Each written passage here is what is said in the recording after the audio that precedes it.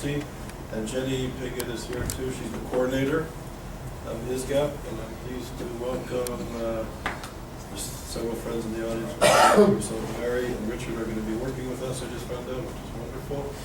Judith Barsky is here. She's an expert on the subject of radical Islam and related matters, so it's nice to have you here. And we're honored that Michael is here. Michael Widlanski is currently the Schusterman Visiting Professor at UC Irvine. He served as a political advisor to the Israeli negotiating teams over the years from Yitzhak Shamir and beyond, I believe. Currently he's a strategic affairs advisor for Israel's Ministry of Public Security. Used to be. Okay. He holds 5 degrees from Columbia University, the American University in Cairo, and Bar-Ilan University, and he's the author of a book which we have on sale here or for distribution, which is entitled Battle for Our Minds, Western Elites and the Terror Threat. It's by Simon & Schuster, and I'm not just saying this to be polite, it's an important book to read, and I urge you to get it. It's very important. I learned a lot of things in that book that are valuable, so thank you for your contribution. Dr. Widlanski teaches at Bar-Ilan University. He taught at Hebrew University for more than 2 decades and has been a visiting professor at Washington University in St. Louis. He also teaching in National Geospatial. He was teaching at the National Geospatial Intelligence Agency, and as a research fellow at the Shalem Center in Jerusalem. Dr. Widlanski was a reporter for the New York Times and also wrote for the Daily News, the New York Post, the Haaretz, and the Jerusalem Post, as well as the National Review and the New Republic. He was the Middle East correspondent for the Cox News Agency, and was a diplomatic correspondent and Arab affairs correspondent for Israel Television and the Israeli Army Radio. So it's a great honor that you came all the way from California, and thank you very much. And also as a footnote, Michael will be speaking at 12:30 at our offices on 56th Street, so if you want more information about that tomorrow at 12:30, I'll be happy to. Thank you.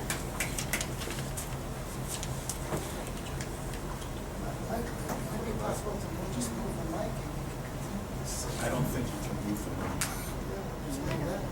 Yeah, no. We'll see. You can move the stand over, it'll be closer. I don't think, yeah, so I'll stand. If I get tired, I'll sit down for a few minutes. Okay. Oh,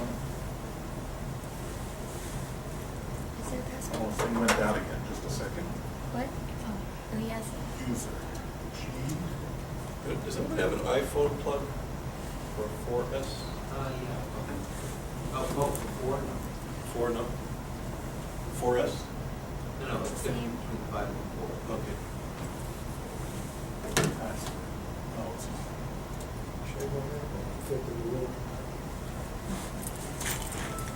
there. I'm already. Okay. Good. All right.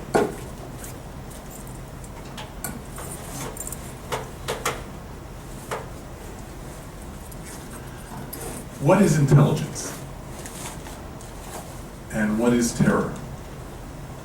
The idea of my book is that they're both connected. The terrorist wants to capture the space between your ears, not necessarily your territory. Because once he's captured the space between your ears, he can lead you by the nose.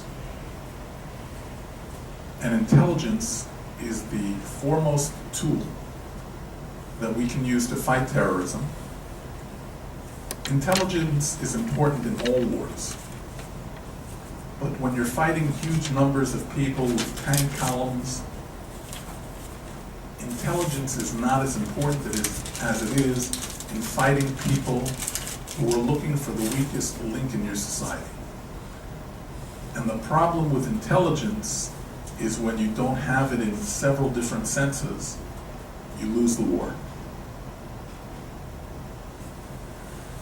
How is it that the West's intellectuals, the West's intelligence agencies, are so often so wrong about the Middle East? How are we surprised by 9/11? How come we keep on getting fooled by the mirages of Arab Spring, Arab moderation, and Islamic democracy? How is it that we have intelligent people like President Obama or the Director of National Intelligence, Lieutenant General James Clapper, who used to be the head of the National Geospatial Intelligence Agency, where I lectured? How is it that they believe in the moderation of Syria, Iran, and the Muslim Brotherhood? Let's remember that President Obama overruled the express wishes of Congress not to send an ambassador to Syria, and he did it only a few months before Assad started on his 100,000-man murder spree.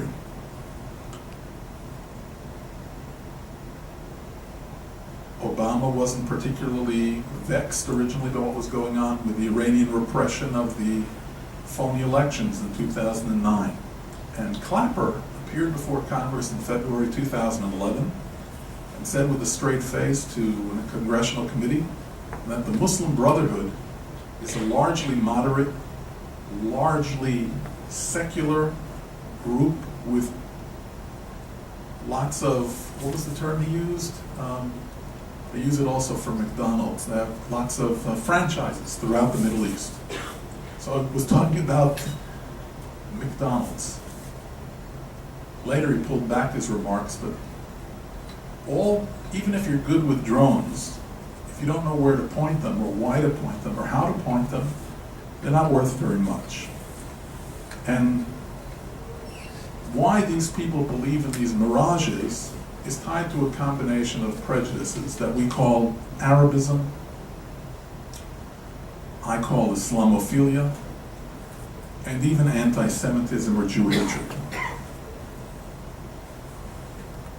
These feelings are not the specific preserve of the American left or any particular organization. They also appear on the right. They appear in the religious community. They appear in the secular community. In the 1930s through the 1950s, Arabism, Islamophilia, and anti-Semitism were championed on the American right, also in the religious community. They were linked to the oil industry, to missionaries in Lebanon and Syria, who basically brought the ideas of Wataniya, which is nationalism on a state level, and Qawmiya, pan-Arab nationalism. And there was even a sincere belief among US officials, the State Department, that America would lose influence among the Arabs and access to petroleum products if Israel supported the idea of Jewish statehood.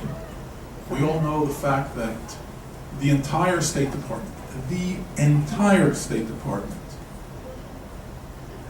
George Marshall, Dean Rusk, all of them opposed recognizing Israel. In fact, George Marshall told Truman that he would resign and vote for the Republican if Truman recognized the State of Israel.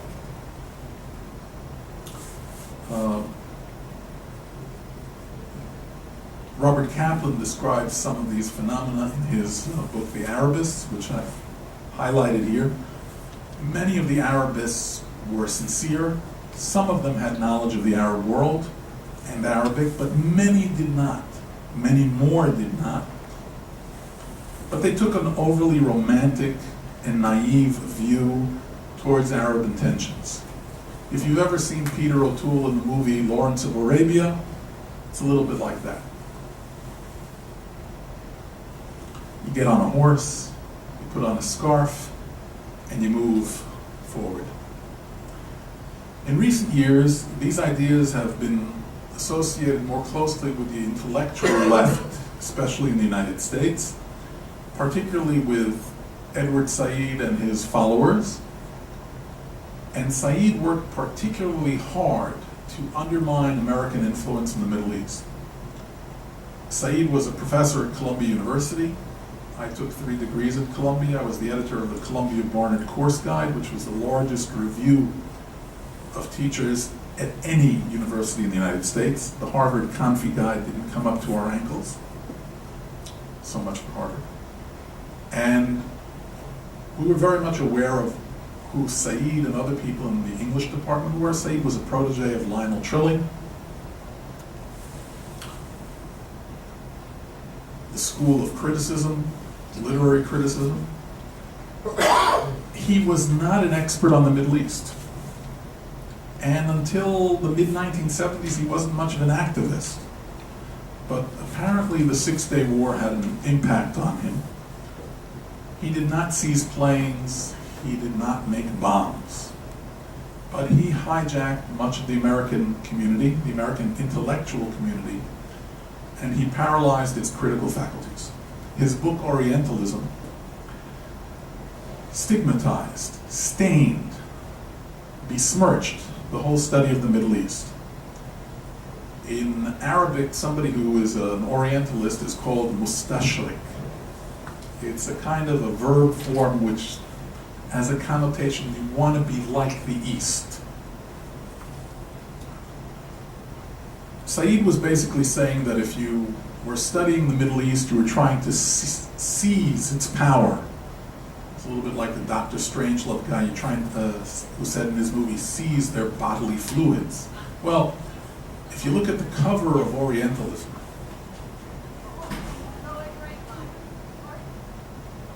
this was a cover, of course, that was approved by Said. It has a boy dancing naked in front of a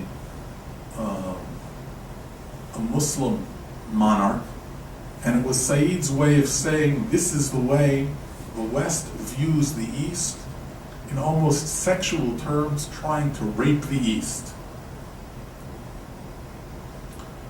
Said said to have knowledge of such a thing is to dominate it. He thought that the West wanted to dominate the East, and therefore he wanted to make it dumber. And he succeeded. 9/11 proved it. He thought everybody who was studying the Middle East was an imperialist, was a racist. Of course, their Arabic was a lot better than his. He barely knew Arabic. In the 1970s, he went to Lebanon to try and study when he was middle-aged. He didn't succeed. Incidentally, I challenge any of you to pick up a copy of Orientalism and to find one single source in Arabic. Not one. You'll see La Rochefoucauld, Fontaine, Montaigne. You'll have everybody cited in European languages. Not a single solitary source in Arabic. In his whole life, Said never wrote an article published in his lifetime with an Arabic source. After he died, his wife published an article that supposedly had an Arabic source. That was his second wife. It was baloney, which is what the Egyptians called kalam fadi, empty talk. Said was always happy to throw rocks, figuratively and literally. He was ready to defend Saddam Hussein, Ayatollah Khomeini. When the Iranian Revolution took place, the New York Times chose to quote him. He was new to Middle East studies. He was an English professor at Columbia University who didn't speak Arabic. They quoted him. They didn't quote Bernard Lewis. You know what Bernard Lewis did? He said, I don't really know Khomeini. I never heard of him. I didn't really follow him. He's not my area of expertise. He went to the Princeton Library and he got Khomeini's speeches that had been translated into Arabic. And he went through the whole book. And he said, this guy is not good. He is not moderate. But Jimmy Carter and the State Department people and Andrew Young at the UN, Andy Young said, hey, Khomeini, ain't he some kind of a saint? Real saintly.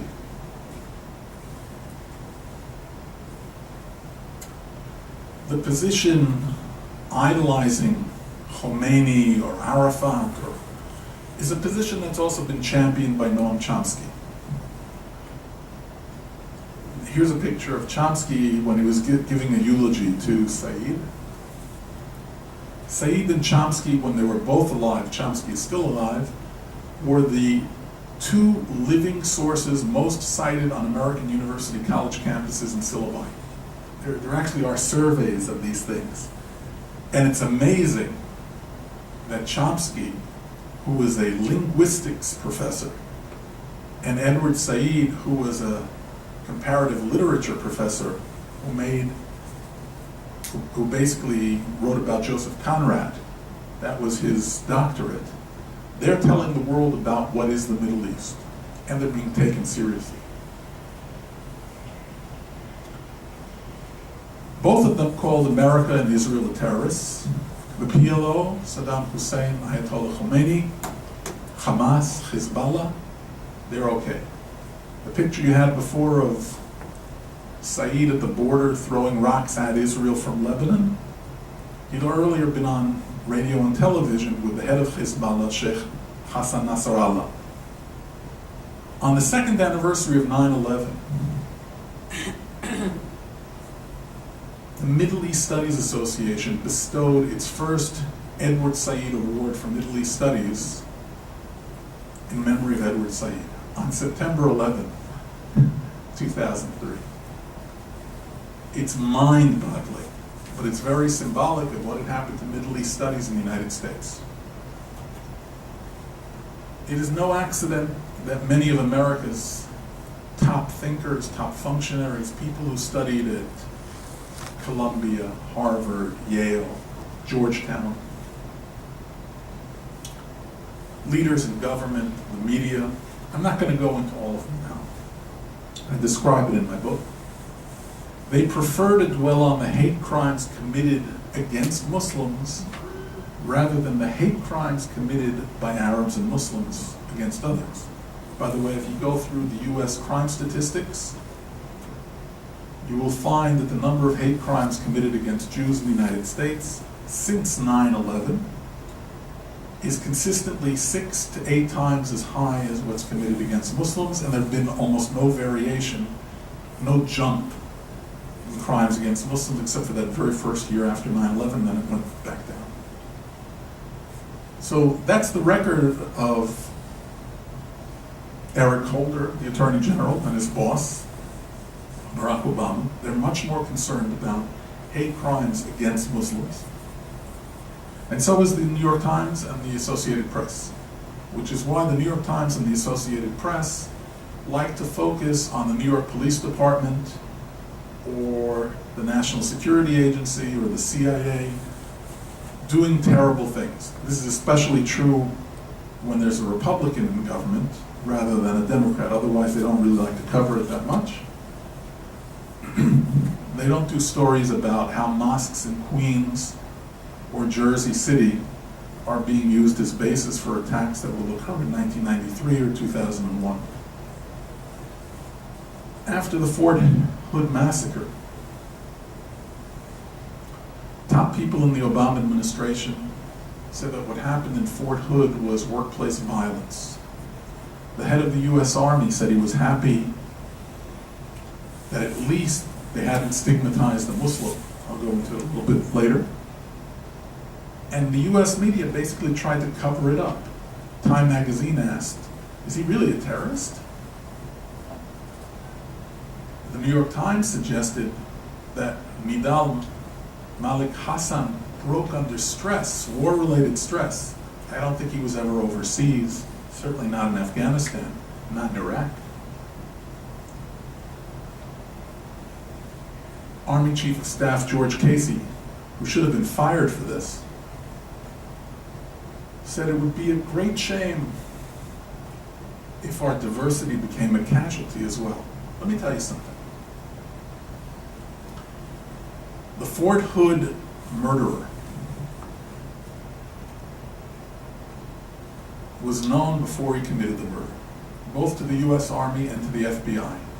They had his emails, they had him acting out in public, and they should have prevented the murder. The fact that it didn't happen, I'm telling you, is cause for the firing of the FBI field office there in Texas, and also the director of the FBI, and also the head of the Army. There's a Senate report, 61 pages long, that goes into this. Some of it has been redacted, but Mother Jones magazine got some of the material. They had his emails. He was writing to Anwar Awlaki, the Al-Qaeda recruiter. They had this material months before the murder, months before the terror attack. Can you imagine what would have happened if George H.W. Bush had been guilty of something like this? If Edgar Hoover had been guilty of something like this? If Richard Nixon, William Westmoreland? I mean, people would go to town on this. It would be tempting to suggest that willful ignorance is only a result of prejudices held by certain groups in Western society. But Edward Said and Noam Chomsky didn't do it by themselves. They were coming across fertile ground because in the 1970s, oil money came into the United States and into academia and began to undermine American academia. You know, they say in Latin or Middle English, radix malorum est cupidas. Money is the root of all evil. There are a lot of former American presidents who've gotten a lot of money for their libraries from the Saudi Arabian government.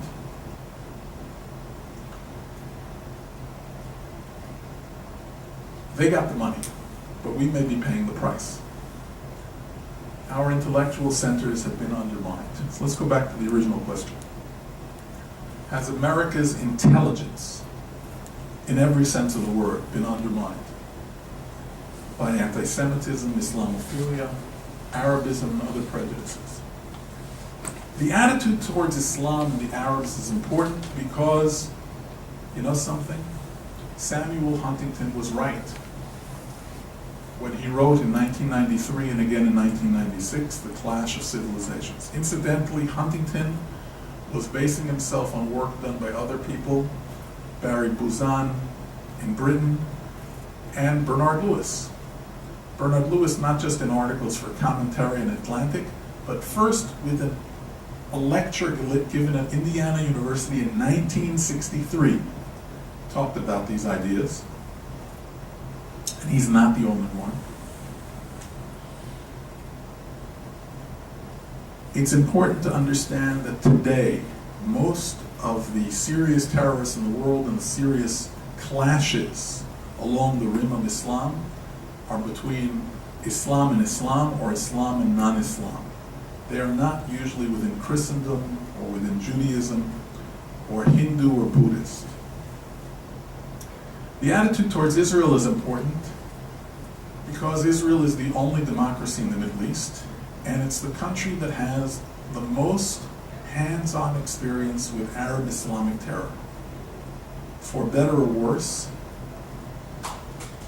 Israel has become the most inventive in fighting terrorism because necessity is the mother of invention, and the Israelis had to be good to survive.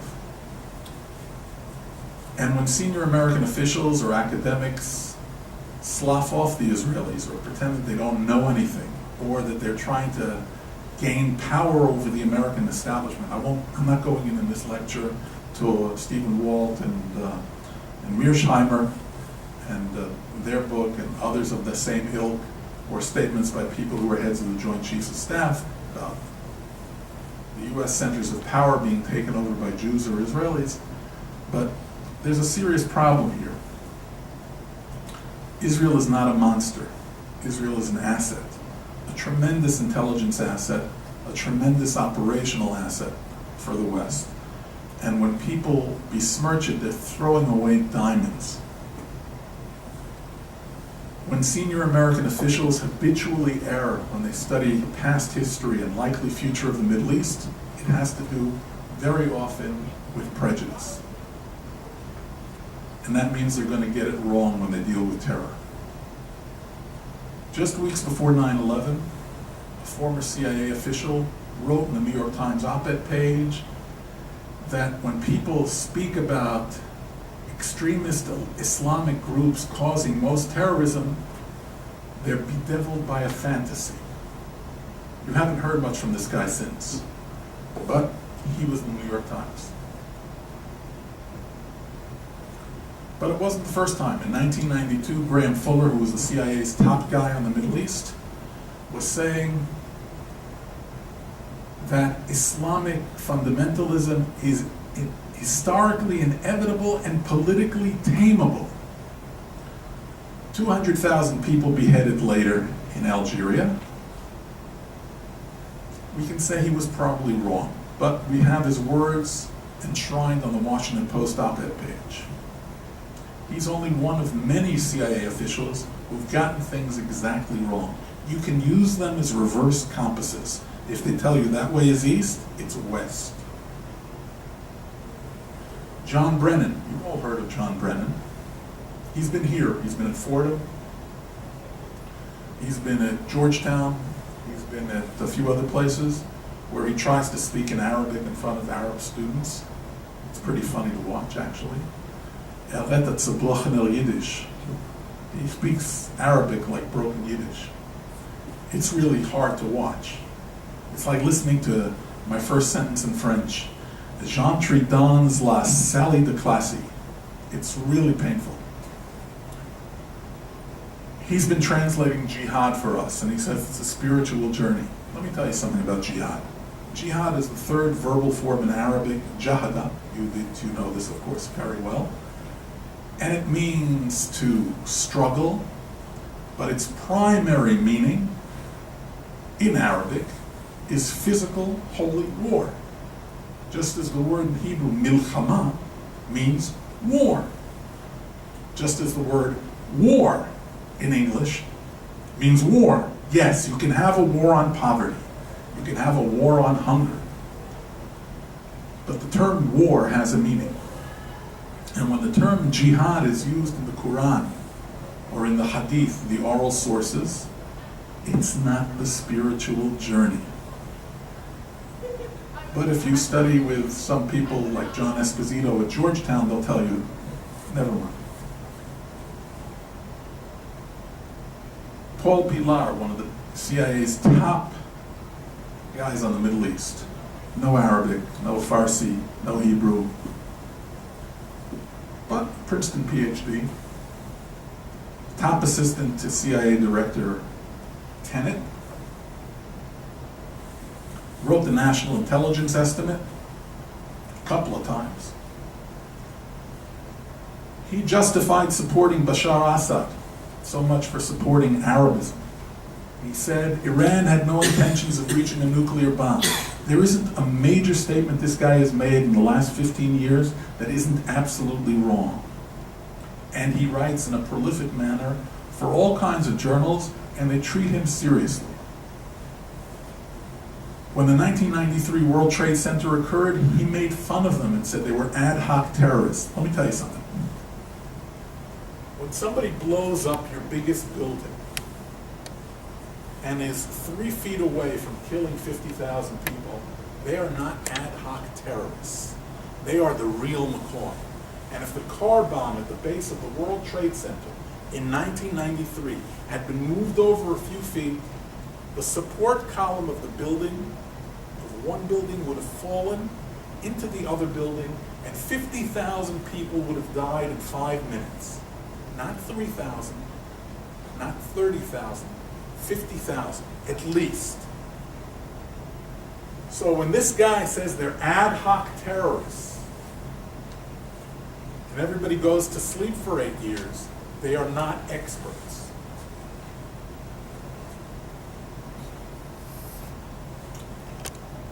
A few months before 9/11, Pilar's book, Terrorism and U.S. Foreign Policy, appeared, and he took all kinds of ridiculous views, such as saying that only a fraction of the attacks around the world could be blamed on Islam. Anybody who read the State Department's sanitized annual reports, Patterns of Global Terrorism, knew that this was wrong. By the way, we're going through a similar thing right now. There have been more attacks and attempted attacks in the last 3 to 5 years than in the previous 7. We're on an upswing.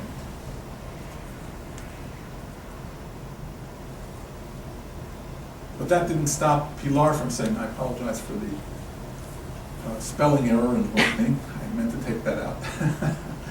He said that lightning, getting struck by lightning or falling in the bathtub, was more likely than being hit by terrorism. So much for another great prediction. Worse than all of these people is Michael Scheuer, the head of the Bin Laden unit at the CIA. This is Scheuer. Scheuer is an admirer of Bin Laden. He said it many times. I had a fight with the legal department at Simon & Schuster to get it into the book. He said, "Oh no, you can't." I said, "Believe me, he's an admirer." And then when I finally could show them on a YouTube that he actually said it publicly, they said, "Okay, I guess we can use it." He's so far left or so far right, he comes around both ends. He's now with Rand Paul, and he blames the Jews for the attacks on the United States.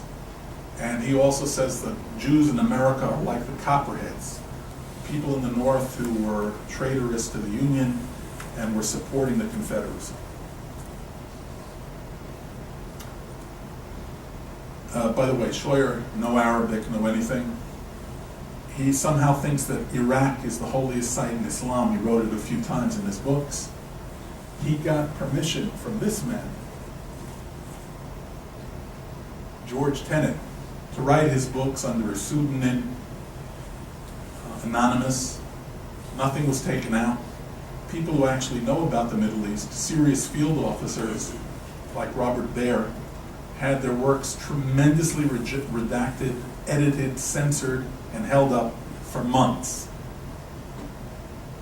The sad truth is that the CIA in the 1990s lost most of its good people because it became overly political. There are very few people in the counterterror executive who speak foreign languages at all, specifically Arabic. Very few. At one point, 2 out of 30 people had foreign languages. And the head of counterterror was a man who converted to Islam. And 6 or 7 field officers around the world for the CIA had converted to Islam. But they're worried about Jonathan Pollard. Tenet promoted people like Pilar and Scheuer, supporting their books. Scheuer admitted, as long as the book was being used to bash the president, they gave me carte blanche to talk to the media. This kind of intellectual shallowness, I talk about it in depth in my book, was a far cry from the people who were at the creation of the CIA, the people in the Office of Strategic Services, like some of the people who were my professors at Columbia, people who knew the languages, people who'd lived in the area, people who'd been officers. They rubbed up against people in the bazaars, in the mosques. They had hands-on intelligence.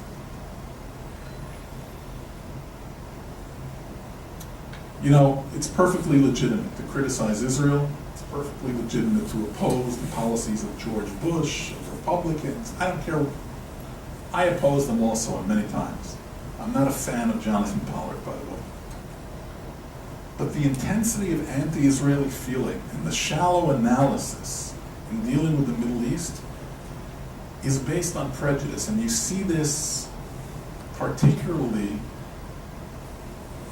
when there's a difference of opinion on policy. Inside the intelligence community, in the Pollard case, this is very clear. Aldrich Ames, Robert Hansen, the head of FBI counterintelligence, Ames, an important spy, and of course the Walker spy ring, they were guilty of real betrayal of the United States, wanting to hurt the United States, giving material to the Soviet Union, and the deaths of scores of American intelligence agents. All of this was blamed on Jonathan Pollard. Nobody's ever apologized to Pollard. There were people in the US government, and there still are, including Caspar Weinberger, who put this on Pollard. There are a lot of people today who are moving to try to get Pollard released. It's amazing how this is being resisted. One of the reasons it's being resisted is that it was such a huge miscarriage of justice, such a huge mess up in terms of moles penetrating US intelligence, that to admit how wrong they were is just too hard to imagine. Pollard was guilty of passing information to Israel. But he wasn't interested in hurting the United States. He was interested in giving Israel information on what was going on in the Gulf. This is not the case of Aldrich Ames, or Robert Hansen, or the Walker Spire. Pollard was blamed for all those deaths, but they were the ones who were responsible. Pollard is still paying for those charges that he was accused of falsely. And a few years ago, they launched another witch hunt against AIPAC. And this was also shown to be completely boundless. Nevertheless, it took a lot of time till the charges were disproved. So the real question is, why waste time on phony spy scandals when there is real damage to U.S. intelligence from Russian-backed or Islamic-backed penetration rings at the highest level of the U.S. government? Do you know that the information that was used on the first World Trade Center attack was supplied to a large extent by a man by the name of Ali Muhammad, who was an Egyptian major who trained Osama bin Laden's bodyguards, but was the top advisor to the Joint Chiefs of Staff on training people for the Middle East. To this day, information that he gave away is being used by Islamic groups around the world. There are people who are making fun of 5 congressmen, or Congress people, or Congress, whatever you want to call them, from Gomer to Michelle Bachmann, because they talk about the fact that Hillary Clinton's closest assistant, her whole family, Huma Abdi, is associated with the Muslim Brotherhood. Now, it's easy to make fun of Michelle Bachmann. She doesn't know how to pronounce the word chutzpah. She says chutzpah. So people laugh and they say she doesn't know anything. But she happened to be right. And I know personally from people in the National Security Agency, people at the Joint Chiefs, that today if you want to lecture in these organizations about Islam, you have to be vetted by various Islamic groups. And you can't even use the term Islamic extremism. You cannot use the term Arab Islamic terrorism. It's a no-no. If you cannot name your enemy, you will not be able to defeat your enemy. That's the sad truth. But the good truth is, you can defeat the enemy. We can defeat the enemy. In Israel, we've done a pretty good job. We mess up a lot of times. The recent release of terrorists is a mess up, and I can talk to you about it sometime. But in general, we've had tremendous success. So much so that Barack Obama is now copying our drone program and other things. But that's not the only thing. So we can fight terrorism, but we have to put aside politically correct and prejudice and Islamophilia. I'm not saying, God forbid, go out and distrust every Muslim you meet, go out and distrust every Jew you meet, Buddhist, Hindu, whatever. No. I'm saying study and base yourself on facts, not on political trend lines. Thank you. Thank you very much. I'm going to start with the first question. Sure. So when I give lectures these days, I use the term a lot, I say a lot, you can't wake up a dog that's pretending to sleep. So you described very well a very dire situation, and it's only getting worse. In the last few years, radical Islamism is taking over mosques in the West, regimes and states in the Middle East, and their ideology and their agenda, to anybody who takes the time to read, is very clear, very consistent, very open, very overt. They don't shy away. And as a side, the other day I was at Harvard speaking to young students at Hillel who studied Jewish and Islamic. They're doing a master's degree in Islam and Judaism. And I was astounded by, I would even have to say, almost brainwashing. The curriculum that they're reading and what they're beginning to read. I mean, they're reading radical Ayatollahs from Iran, and they're passing off as scholarship. And they're buying into this whole brotherhood and anybody who criticizes radical Islam is Islamophobe and the like. How do we, in the intellectual circles, in the media, and universities, how do we confront it when our community, the Jewish community, the human rights community, is silent? Where people who deal with this issue, I would even say, are literally marginalized and not enjoyed to have around. How do we deal with these issues in a very dark time? I was just speaking to somebody here, I won't say who, but does amazing work, and it's not easy. There's a backlash against people who are taking this issue seriously. How do you? The first thing you do is you embarrass them with the truth. It used to be that the American right was dealing with this view. And you will still get people on the right, usually isolationists, who support this basic view of Islam. Rand Paul, for example, has said publicly, if the U.S. hadn't gone into Iraq, hadn't gone into Afghanistan, bin Laden would not have attacked the United States. He said this in a variety of ways. I believe this is a foolish view. Nevertheless, it's been supported, especially on the right, but also on the left.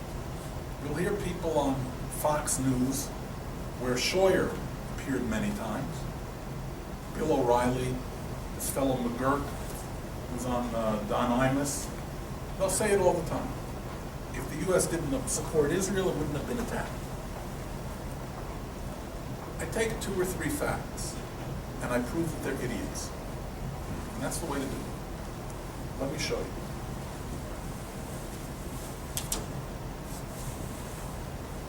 Osama bin Laden and the Al-Qaeda movement is a direct descendant of the Muslim Brotherhood. The man who was Osama bin Laden's teacher, one of his teachers, was Muhammad Qutb, who was the brother of Sayyid Qutb, the chief ideologue of the Muslim Brotherhood.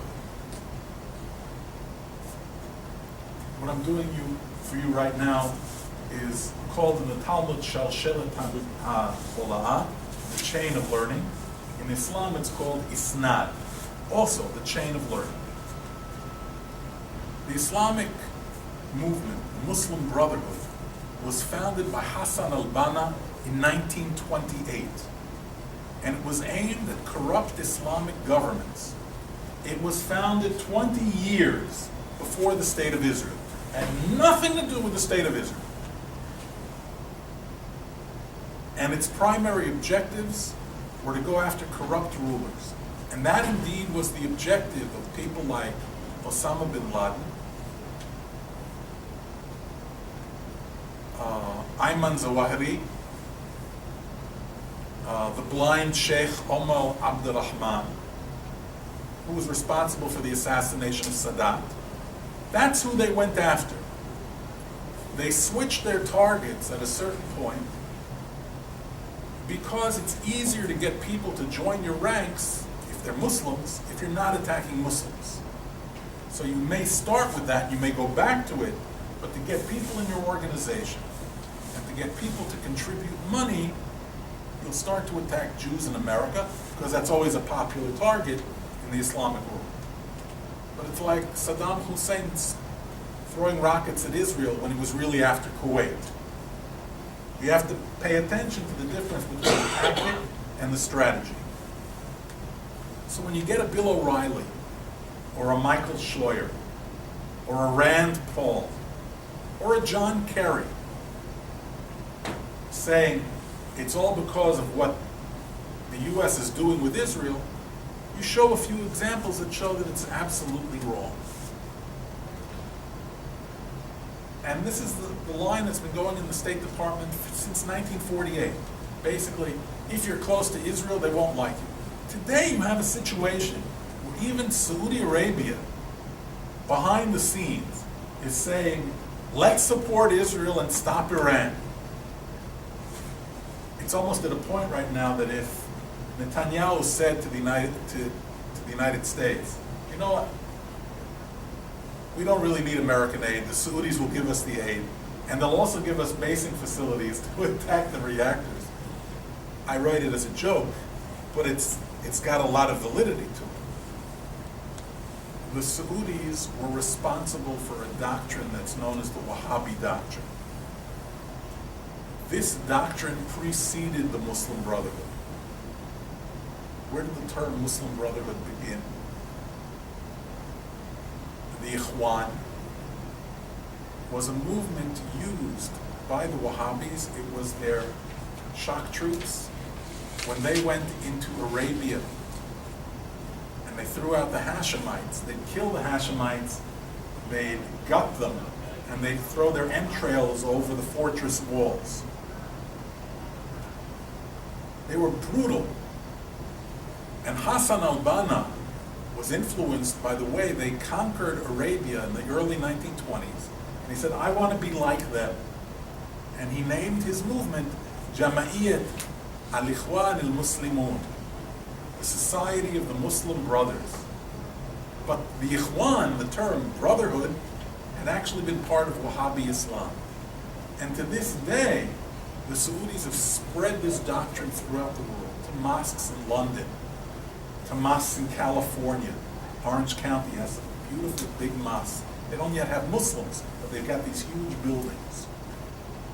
The Saudis basically did it because they wanted to say, we understand you want to come after us, why don't you go outside first? So they tried to direct it elsewhere. But now it's coming back after them. They did it for years. The problem with a guy like O'Reilly, or Scheuer, or Rand Paul, is they don't really take the time to study the history.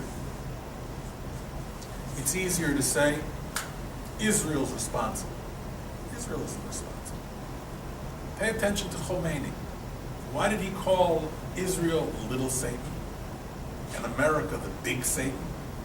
Because America is more of a draw on Muslims, drawing them away from a pure life, as it were, to McDonald's, to women in bikinis, etc., than Israel. They don't care about Israel.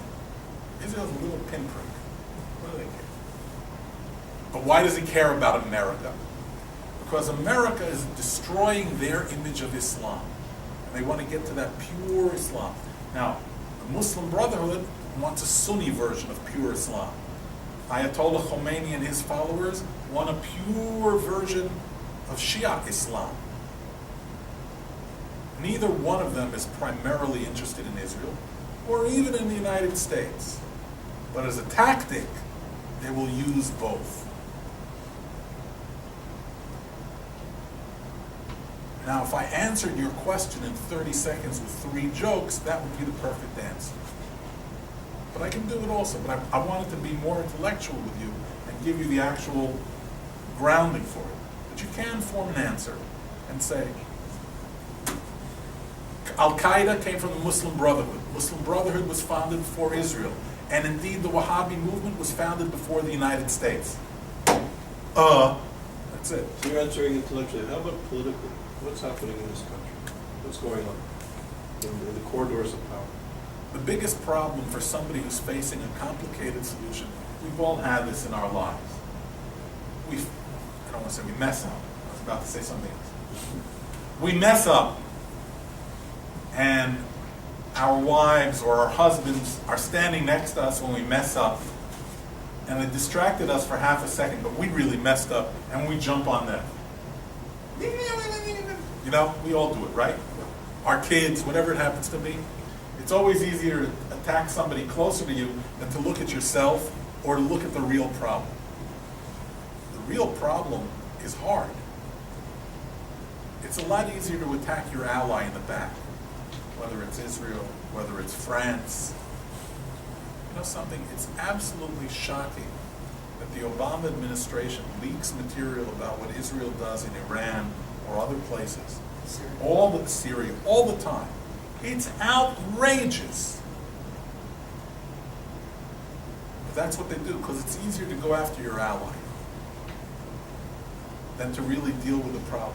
problem is a vexing problem and a difficult problem. And to face the problem, you might have to say,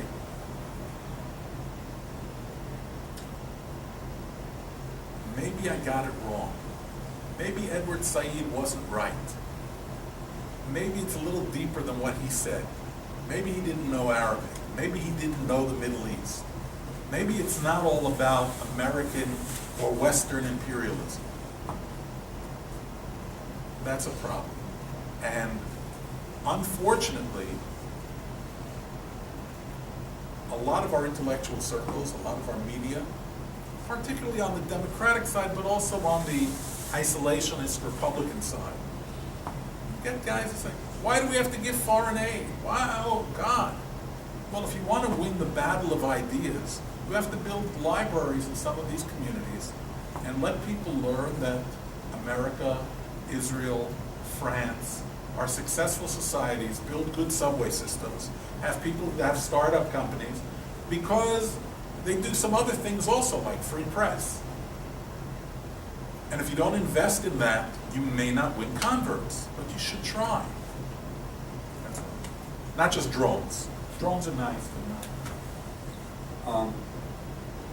There are a lot of people that I speak to that feel that the Israeli political class tied in with Washington's political class, and as long as they had the approval of Washington, they ignored the anti-Semitic propaganda that was spreading throughout the college campuses here. What do you think? You want to be a little bit more specific, or you're just going to let me wander with that? No, I would be free range. A little, all right, say it a little louder just so that everybody can hear you. The American political class and the Israeli political class. Well, no, the other way around. There's a feeling among many people that the Israeli political class was able to tie in with the American political class, and in the process they felt very secure and ignored the fact that on college campuses the propaganda of anti-Semitism was taking place and was growing. I have to give names to what you're saying. The Israeli political class is generally dominated by the left of center, media and academia. Similar to the US, but even more so, because the media in Israel are even more left dominated. Most of the people who became editors in Israel, ran newspapers, did so at a time when Mapai, the Israeli Labor Party, was the totally dominant party in Israel, and they've continued to dominate both the media, the judiciary, and academia. I know because I have 3 children at Hebrew University, and I see who they study with and what gets studied. And a lot of these people wanted to believe that if you plant an olive tree in an Arab village and they come to you and they salam, it's all going to be fine, and that you don't have a problem. Israel's president, Shimon Peres, would say publicly, time and time again, you don't have a problem with Hezbollah, you don't have a problem with PR or getting your viewpoint across, you have a problem because of your policy. You're an occupier, that's your problem. That's your problem. And therefore, forget about PR. Yossi Beilin, the father of the Oslo Accord, said this time and time again. It's positive that in Israel today, Yossi Beilin could not be elected even to be dog catcher in Ramat Gan. And it's positive that most Israelis, even though they're willing to make tremendous concessions for peace, do not believe in the PLO, certainly not Hamas, and don't believe in making concessions to them. This is very positive. And yet, you have the Israeli media suggesting today, for example, that Shimon Peres, at the age of 93, should leave the office of president and run against Netanyahu as the standard bearer of the Israeli left in the peace camp.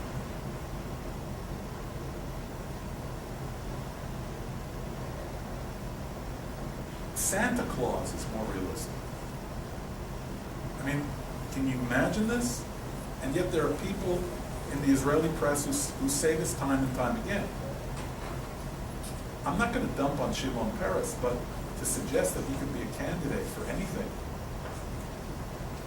both in terms of his record and his physical state, is just a joke. And yet, that's true in Israel. You have the chattering class saying that. So you have part of the chattering class in Israel with the chattering class in the United States.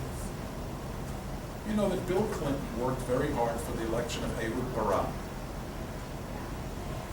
in 1999. George H.W. Bush helped the campaign of Yitzhak Rabin in 1992.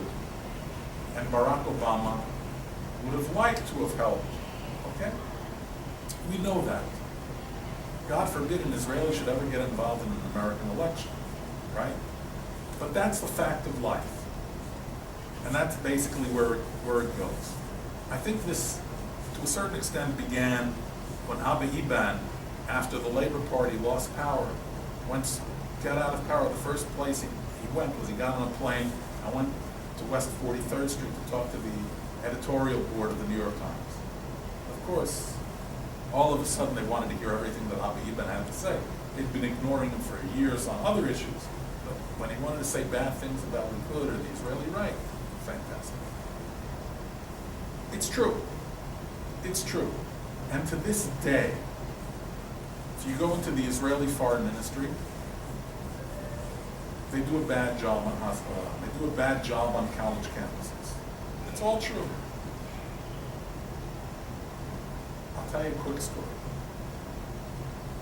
2007, I'm the Schusterman visiting professor at Washington University in St. Louis. And the Consul General of Israel in Atlanta decides that he's going to use the CNN Middle East director as a guest at his consulate. I don't remember the lady's name, but she was very anti-Israel. But he wanted connections with her, and all kinds of stuff like that. So I immediately wrote a letter to him, and I said, you know, you have 3 Schusterman professors in the United States who come from Israel, are Israeli, speak Arabic and Hebrew. Why are you using the person from CNN? Especially when you know that CNN stands for certainly not news. I mean, why? I got no real response, of course, but this kind of thing happens all the time. The Israeli government uses the foreign ministry as a place to dump people who can't get other jobs. And the Israeli foreign ministry pool of cadets is usually stacked very far to the left, secular left, etc., etc. And they come to the United States for 2 years, and they spend the better part of 19, 20 months first finding out how to take the F train to Jamaica, or how to get into the bargain basement of Bloomingdale's. I mean, they don't really get training. They don't really do what they have to do. And I've been through this with generations of Israeli foreign ministry officials. I can tell you stories. I would just blow you away. Are they going to do something about it? You know something? If you have a prime minister like Netanyahu, who probably knows more about the press than any other politician in the world, and he doesn't do something about it, why blame anybody else? And I like Netanyahu, personally. And I'm one of the few people who will criticize him to his face. And he won't get pissed off because he knows I'm not looking for a job. But really, Netanyahu knows. A few years ago, Netanyahu had too much insight, so forget it. I'm not gonna. I can tell you stuff. You go bananas. You name a foreign minister like David Levy, who can't speak English. You name a foreign minister like Tzipi Livni, who until recently couldn't speak English. She can now speak English a little bit. Why? Do you care?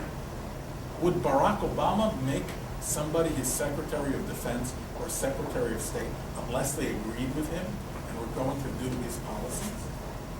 Netanyahu knows more about the press than anybody. He knows how to speak to an audience. mean, he did a few numbers on Barack Obama in front of the press corps at the White House. They still haven't forgiven him for that. But he knows what's going. Why doesn't he invest in it? If you really care about it, and you think it's important, and you think that getting the U.S. college campus, getting the U.S. media is not just nice, but an important tactical and strategic goal, invest in it. Why, the chattering class and all this, do it. It's like the Nike shirt, right? Yeah. Just do it. Why is there no talk up front about a Judenreich Palestine? Why is that an okay? Well, I have a friend, colleague, Mark Langfan, who used to use terminology like that. The problem with using that kind of Use a different term, I don't care. yeah, but if you use, I want to explain, if you use the term Judenreich, you immediately bring up the idea of the Holocaust, and it turns off a lot of people. If you say, look, you want to believe in a two-state solution, then understand that the other state really believes in a final solution without Jews. How do we know? They say it. Look at the latest speech by Mahmoud Abbas, who people like to call Abu Mazen. You know what Abu Mazen means? Father of Mazen. It's like calling Joseph Stalin Uncle Joe. It's the nickname in Arabic. It's like calling Nikita Khrushchev Nikita Sergeyevich. You know, it's nice. The things that he says about Israel and about removing all Jews from the West Bank and from Gaza, like they're foreign organisms. You have to talk about it. You're right, you do have to talk about it. I talk about it. I wouldn't use the term Judenreich.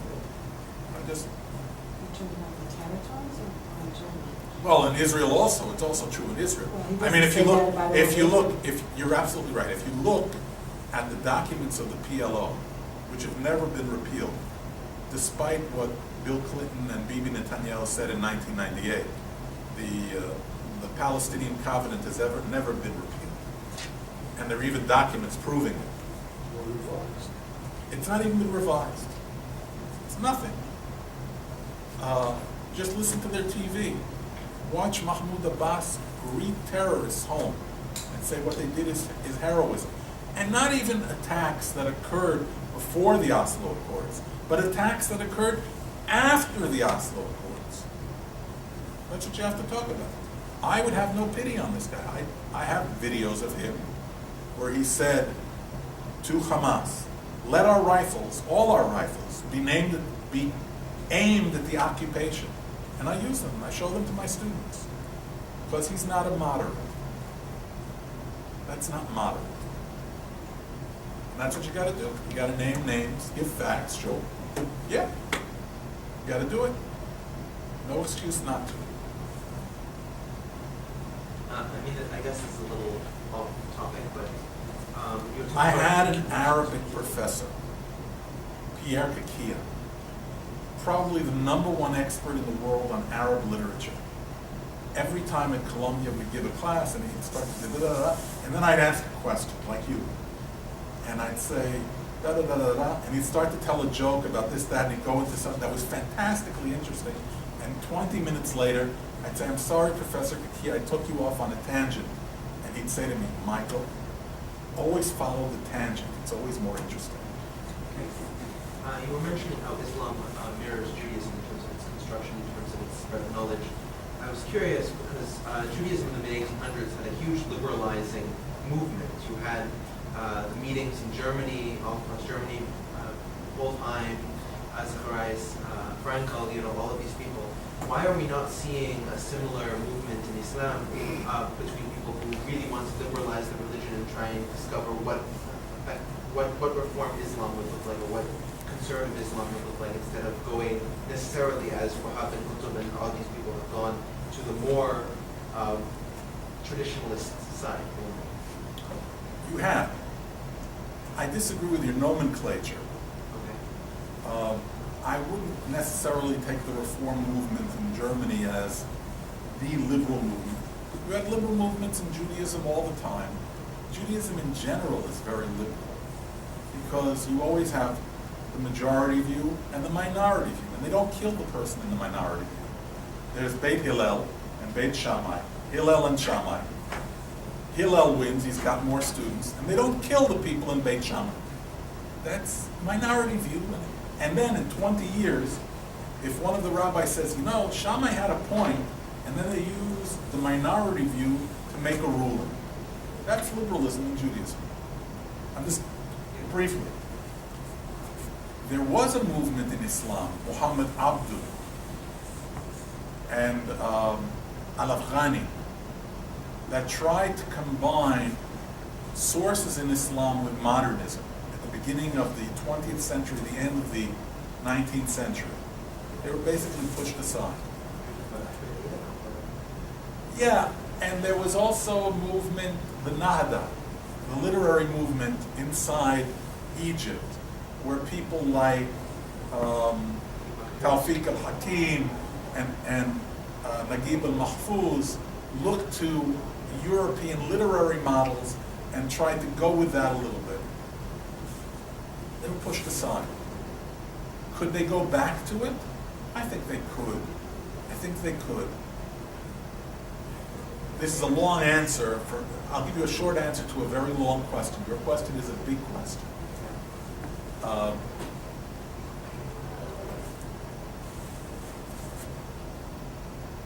The Arab national movements and the Islamic movements basically are a search for a return to old glory.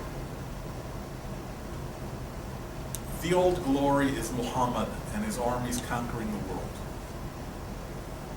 And or the Umayyad Empire, the Abbasid Empire, the Caliphate. And you want to return to that kind of glory. You don't want to be in a situation where you look at the world and you look at the UN Development Report and you say, the Arab world is more backward than Black Africa, the darkest spot of Black Africa. How is that possible? That with so much money, I mean, we could be practical about it and say, they build buildings with 120 floors and they forget to put in a toilet, which they do, but that kind of symbolizes it. But that's what you're dealing with. When you see a Bin Laden or a Gamal Abdel Nasser leading a pan-Arab movement, they're trying to call back this glory, and they're taking a shortcut. When you look at a Sadat or a Mubarak, they're not Democrats, but they're not blood-curdling murderers. And they say, the door to modernity is respect for Islam, but also an opening to the West, infitah, incrementally to build, slowly but and they succeed. But how do you picture success? You're running up and down escalator that's moving at 40 miles an hour, and after 20 years it's moving at 20 miles an hour, and you're still running up the down escalator, and you sell it to your people, and you say, we've made progress. And they say, we wanted to stop running down. But you say, it takes a while. It's very hard. It's much easier to say, see this? I knocked down those 2 good buildings. Get inspired. Okay, but even in the West, where these things happen without the down escalator issue, without the poverty issue, why is that not really developed here? I mean, you can name on your hands how many Muslim liberals there really are. I thought you were going to go with your last part of your question someplace else. I thought you were going to say, even in the West, we do the same thing. We say, see, I got Bin Laden's assistant, rather than say, we opened up 2 new libraries in Alexandria, which we also do here in the West. We got the same political crap also going on. But you do have people. For example, in Minnesota, the Somali community is working with the FBI to try and keep people from radicalizing the mosques. We know that in London, people are working with the authorities to throw out the crazy Wahhabists. even though you see more of the crazy Mohammedists on TV, you're seeing some progress with that. There are people who want to do that. There are people who realize that that way is not the way. And that if you can show shared roots between Islam, Judaism, and Christianity, a path to a God who created all men and women in equality and observation of good principles of living, then you can build a decent society. That's good. And that's the kind of Muslim, kind of Jew, kind of Christian I'd like to see.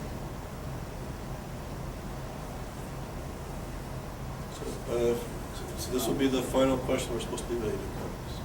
What do you think of the talks that are going on? Do you have any hopes for any progress? Which talks? Israel and Abbas. Oh, I thought you were going to talk about Kerry and Iran. No. Simply living. Simply living. I don't want to go there. I don't want to go there. I've gotten off topic enough tonight for enough. I'd stay on thing. Okay, so on that note, so thank you. We appreciate your insights and the work you're doing. And tomorrow, 12:30 at AJC, Michael will speak again. There'll be a light lunch being served. If anybody would like to attend, please tell Jenny that you'll be there. And if you want a book, I'll give you a nice autograph. Thank you. What did America do There's with something- those spies that instead of